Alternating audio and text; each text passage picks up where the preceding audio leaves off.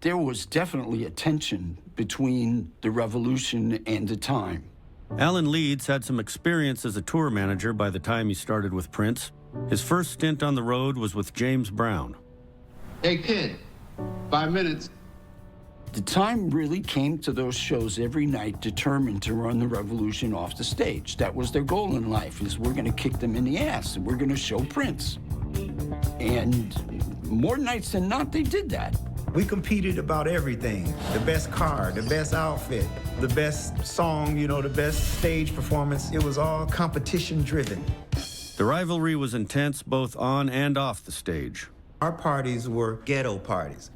If you went to a Prince party, it was more like a suburban party.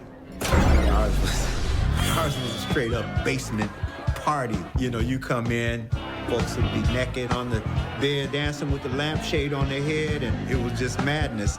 One night, I, by mistake, got off on the Times floor. Took one step out of the elevator and realized that I wasn't where I was supposed to be. Took another step and said, maybe I am where I'm supposed to be. Because the hallway was like full of cute girls. So the action was definitely on the time. What time is it? It's party time, baby. And they did. Certainly the diametric opposite of the uptight Prince floor. So Prince started bringing his little ass down there. He come down with Big Chick. Yeah, the bodyguard. Bodyguard carrying him or whatever.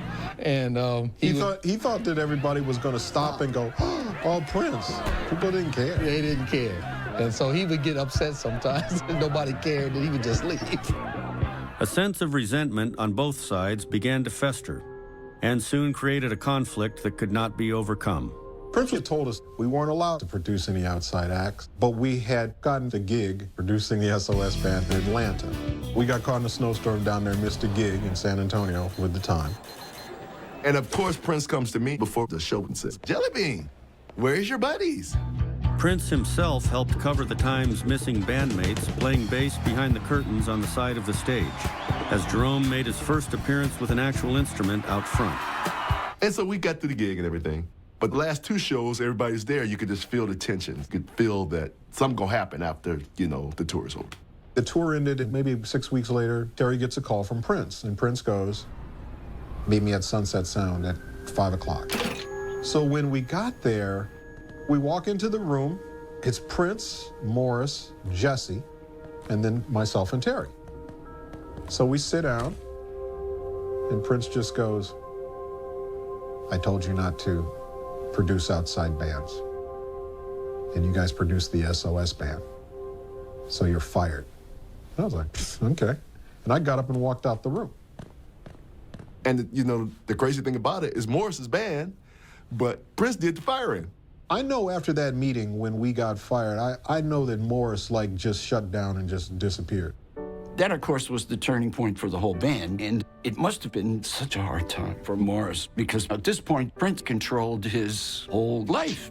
I mean, imagine what it's like to realize one day that your success is based upon playing a role that Prince wrote for you, just as sure as if he were scripting a film. Not long after Prince fired Jimmy Jam and Terry Lewis, they became big-time producers in their own right. And Prince, well, he indeed scripted that film. He called it Purple Rain. Morris was being very uncooperative during the making of Purple Rain. There were days where he just wouldn't show up. It's not that he couldn't, he just was being an asshole. And of course, Prince was having a fit. So he's sending me, go find Morris. What's wrong with him? So Craig Rice, the AD, and we would have to actually go out to find him. We had to get in a car and backtrack where he last was, and then I would call somebody else and they'd say, well, he was at this house last night. They'd go to the next place, and then the next place, and the next place. Once we finally found out where he was at, we literally had to physically get him up and get him into the car and bring him here, and we'll work on him once he gets here. We'll get him dressed, we'll get him his lines, get him in the makeup, and then push him out. So that's what we did more than a few times. To be honest, I don't really remember all of the details of it. I just, I'm not a workaholic. I don't like getting up at 4 o'clock in the morning. I might like going to bed at 4 o'clock in the morning.